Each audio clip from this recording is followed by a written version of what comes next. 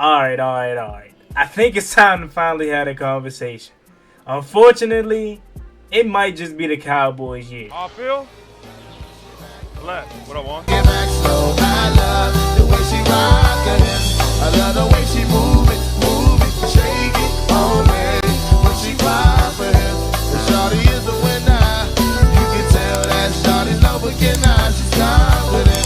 I love the way she move it. YouTube, what's going on? It's Gotti here with another video.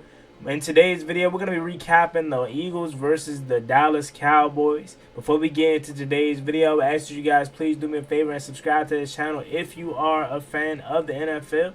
I'm a Washington Commanders diehard fan, but I'm also an unbiased fan, and I have a dream of one day becoming a sports broadcaster. So please help me by reaching that goal by subscribing to the channel and also sharing out the page and subscribing to my non-sports channel, Gotti TV. That link is down below in the description. We're going to have a ton of in real life content coming to that channel soon. Now with all that out the way, let's go ahead and get to today's post-game reaction. Now I know my Commanders fans about to go crazy. Juan, how can you continue to give the Cowboys credit? Again, like I said in the intro, I am an unbiased NFL fan. Today was a really good day because my bum team was on a bye week and I got to watch a lot of good football. And I was hyped for this game right here because I just knew it was going to be a good one. I just knew it was, and I was praying for a tie because I hate both of these teams and I don't like to see neither one of these teams succeed. But I was expecting a good game, and honestly, early on, it looked like it was going to be that, but Dallas had full control of this game. I don't know if it's the tough schedule that Philly has had down the stretch. They had Kansas City, and then I think it was Buffalo, and then either it was Dallas, Kansas City, Buffalo, and then they had Dallas again. Oh no, it was 49ers, and then Dallas, right? So they had a tough stretch. This tough stretch they're coming off of, it's brutal. But if I'm the Eagles coming out of this game, yeah, I'm disappointed because we lost, but you still have a path to win the NFC East, right? Because you have, all you gotta do is really win out, because you still have, that I guess y'all are the same record ending this game, but y'all have a better chance to finish the season, 14-3, and Dallas can only finish the game 13-3, 13-4. So you have a path to the playoffs and path to the NFC East title. However, let's get to the Cowboys because they're the team that needs to be talked about. Unfortunately, guys, and I hate to say this, it might just be the Cowboys' year. Now, I know they have to still perform in the postseason. I know the 49ers are still out there. Here's the reason why I say that. They're clicking on all cylinders, from offensively to defensively. They're clicking on all cylinders. And when is the last time we've seen the Cowboys this hot in the regular season? Like, I understand they may have good regular seasons here and there, you know what I'm saying, and they still make playoff berths, still get that 5th seed. But, man, when have we seen them this hot in the regular season? Bro, they're the #1 team in the NFC East right now, tied for the first place. Obviously, they're going to get first place because they beat the Eagles tonight. I hate to say it, and I hate to give them credit because I hate them as a team. But, again, I'm unbiased. I got to call it how it is. So, if you dislike this because you're just a Dallas hater, then this video isn't for you, and I'm sorry, but man, they're just clicking on all cylinders. Dak Prescott with yet another stellar performance. Their defense caused three turnovers. How about Stephon Gilmore today? I'm just so amazed at how their DB's coach is continuing to coach up these defensive backs. It makes me forget that they're missing Trayvon Diggs. Could you imagine if they had Trayvon Diggs? They have Trayvon Diggs out there with DeRon Bland playing the way he is and Stephon Gilmore. That would have been amazing and crazy to watch. But their DB's coach is amazing. And look, as a Washington fan, as we're rebuilding this thing, I'm looking at him like, hey, look, you want to come over here, be our defensive coordinator or something? You know what I'm saying? Maybe he's ready to take that step. I'm not sure. As far as their offense, though, Dak Prescott, again, another stellar performance from him. 2 touchdown days, solid day for him. Looking really good still. Looking like he's the MVP frontrunner now. A lot of people got on my head because I had that in my last video. But in my opinion, that's just what it is. I think it's a 2-man race. I think it's Brock Purdy and I think it's Dak Prescott. And whoever you pick is totally fine. You know what I'm saying? In my opinion, you can't go wrong. I was going to throw Tyreek Hill in that conversation. For real, because that before Dak Prescott started to get hot, I really thought Tyreek Hill Hill was in that conversation.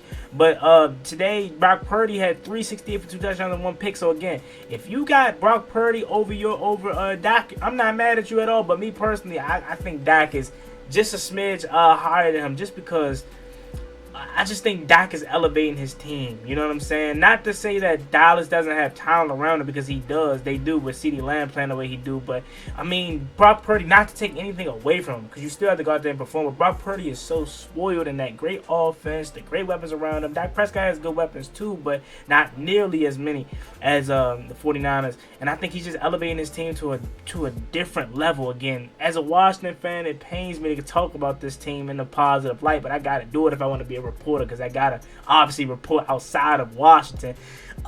This team is just playing at a stellar rate right now, and again, I don't know if it's going to carry on to the postseason, but right now they're playing the hottest ball that I've seen them play in recent regular season memory. Again, they always find a way to get to the playoffs, but they're always like the 5th seed or the 6th seed. They find a way to get in that wild card spot, and it's really always that first wild card spot. This is the first time where I'm like, look at them, man. They are hot in the regular season down the stretch, and they are probably going to be winning this NFC East. All they got to do is take care of business now. You know what I'm saying? You got a tough stretch coming. You still have a tough stretch coming up here, though. Still got the Buffalo Bills who are playing some good ball, coming off of a huge win versus the Chiefs today. And then after that, you got the Dolphins, then you got the Lions. So you have a tough stretch. That's why for Philly fans, I wouldn't stress too much about this game per se. I would be stressing about other things. I wouldn't be stressing about this game per se, because you have, your schedule pretty much lightens up. You're just getting out of your gauntlet, right? Because next up you have, obviously, after this, you have the Seahawks. Very winnable game. No Geno Smith, Drew Lock. Honestly, I think Drew Lock may be better, but at this current moment. But you got Drew Lock pretty much should win that game. Giants should win that game. Cardinals should win that game, and Giants to win that game. You should win that game too. So that's why for me, if I'm the Eagles fan, I'm not stressing out at all about this loss, because our path to the to the 2nd seed, because at this point you're going to get the number 2 seed. You're not going to overrank the 49ers unless they lose a couple games down the stretch.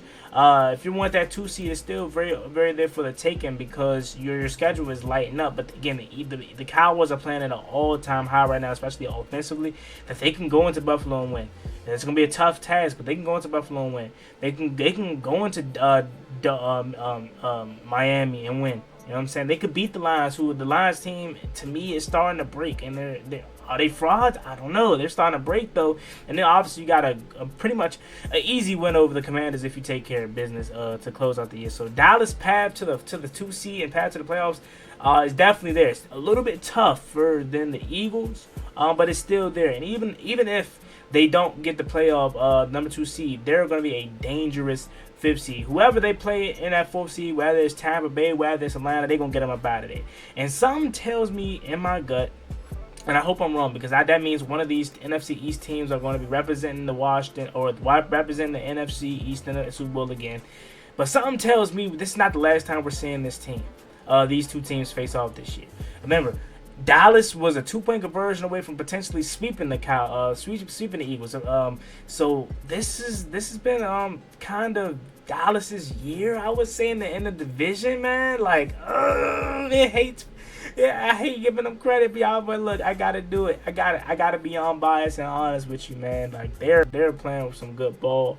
Offensively and defensively. Now again, it ain't gonna matter if you get to the postseason and you out the 2nd round. Look, again, we already can guarantee whether you get in the 1st round, whoever you play in the 1st round, if you get that 5th seed or 2 seed, you're probably gonna win. Now, if you got that 2 seed, you're gonna play the 7th seed, and whoever that is, whether it's Seattle, Minnesota, Green Bay, whoever's gonna get that 6th seed or 7th seed rather, you're gonna win. So if you're the 2 seed, and then if you get that 5th seed, you're gonna beat whoever in the 4th seed. So we can guarantee them to get out of wild card round. Divisional round is where it matters. Okay, are you gonna see the 49ers? Are you gonna see the Eagles? Whoever you see in that divisional round, it is going to be very, very challenging, and that is going to tell me all I need to know about the Dallas Cowboys. Okay, if they cannot get out of the divisional round again, then this season's all for nothing. But right now, I think they are a different team than than last year's, wild card teams, man. So I don't know. They just seem more dangerous and more in sync this year. They're getting contributions from CeeDee Lamb, Turpin, Brandon Cooks, Michael Gallup, Jake Ferguson, obviously Tony Pollard, and Rico Dowdle. Like, their offensive line is still playing really good, even though they're older bunch. Like, they just seem so in sync offensively. Defensively, the secondary is playing much better. Obviously, the pass rush, to me, it was cool tonight, but it wasn't like super amazing. It was more so plays outside of the pocket. Like, you got dogs that actually go for the fumbles. It was not necessarily like straight up just killing the Eagles offensive line. It was more so Jalen Hurts trying to scramble, or Devonta Smith trying to do too much after the catch, and y'all just making good plays more so than anything else. So if you can, and again, your defense was good, forced 3 turnovers, don't get me wrong, but if you can find a way to get more pressure up front from these edge rushers, from the interior, you will be fine. But you did have a big loss today, as one of your defensive linemen did go down. Hopefully he should be good, but that could be a big loss, especially since Mozzie Smith has been struggling this season. He's a rookie though, you know what I'm saying. He could easily fix it down the years to come, but right now he is not playing the best, so that could be a big blow inside. But other than that, man, Dallas is looking good. Now let's talk about Philly. If I'm watching this game, for me, kind of made me realize Philly's issue. Like, I already knew what it was, but this kind of confirmed it. For me, watching this game for Philly's offensive standpoint, they're so bland. Like, I don't know if they have a scheme. I don't know what it is. Brian Johnson's offense just seems so out of sync and so bland. Like, it's like, if it's not Jalen Hurts creating plays with his legs, or extending the play to then find a receiver down the field, they can't get anything going. If it's not Jalen Hurts, quarterback keeper with Jason Kelce as the lead blocker, or if it's not Jalen Hurts extending the play with his legs, being a magician back there, finding a receiver down the field, they're not open. They're not getting open. I don't know if it's the scheme, which I think it may be, because I think Devonta Smith and A.J. Brown are 2 of the best receivers in football, so it's not like a separation issue. It's more of, in my opinion, a scheme issue, because there's no way that you can't get the ball in the hands of these playmakers in better situations. Yeah, A.J. Brown finished with 90 receiving yards, but it just didn't seem like they got the ball to him enough. Now, again, you can give Dallas's defense credit for, having a game plan for them. You know what I'm saying? But more, I just feel like it's not enough. You see this thing week in and week out, their offense, kind of underperforming, and not being consistent how we were used to seeing them under Shane Steichen.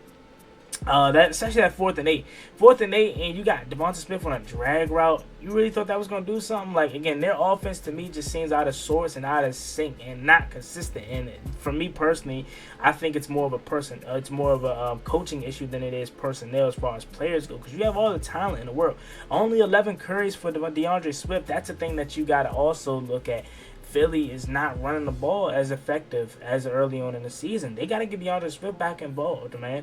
Devonta Smith, 5 catches, 73 yards. A.J. Brown, 9 receptions, 94 yards. Like, those are okay stats, but not nearly enough to beat a Dallas team that's on fire. Last thing I'm going to say, and I'm going to get out of here. Dallas, man, I miss when they had kicking problems, man. Aubrey, their 28-year-old rookie kicker, 30 for 30 on the season, man. And god damn, we got to deal with him for the rest of the near future, man. He's nice, bro. Oh my god, they got a kicker. Like, you know everything is going right for Cowboys when they got a kicker, bro. You know what I'm saying? And then they got a kicker that's on the money, perfect on the season. He's gonna miss his shortly though, because they keep talking about how perfect he has been on the season. So he's gonna miss his shortly, but they could look like they got them a kicker, man. This sucks as a Commanders fan. Like, you're not in this conversation, buddy. You a little pup. We rebuilding, and we can't be in these games like Dallas and Philly. Again, I don't think this is the last time we're going to see Philly and Dallas. I think we might see them in the playoffs, whether it's the conference championship or whether it's the divisional round. Now, again, I think it's probably maybe be the divisional round, because I think the 49ers are going to get to the NFC championship again. And they probably going to represent the NFC in the Super Bowl. But, hey, look. Shout out to the Cowboys, man, getting it done. Eagles, wouldn't worry too much about it, because, again, your path to the playoffs and to the division is still right in arm's reach. I'll be more so concerned about trying to get this offense figured out, and trying to get back on a consistent basis. You know what I'm saying? Other than that, let me know what y'all think about this down below in the comment section again. My name is Juan Gotti. For all the new people that may come across this video, Cowboys fans, Eagles fans, NFL fans, I'm a diehard Commanders fan, and I have a dream of one day becoming a sports broadcaster. So please help me reach that goal by subscribing to the channel and sharing on my page. It'd be greatly appreciated. Love each and every one of y'all. Thank you so much. Also, subscribe to Juan Gotti TV down below. See y'all later. Peace.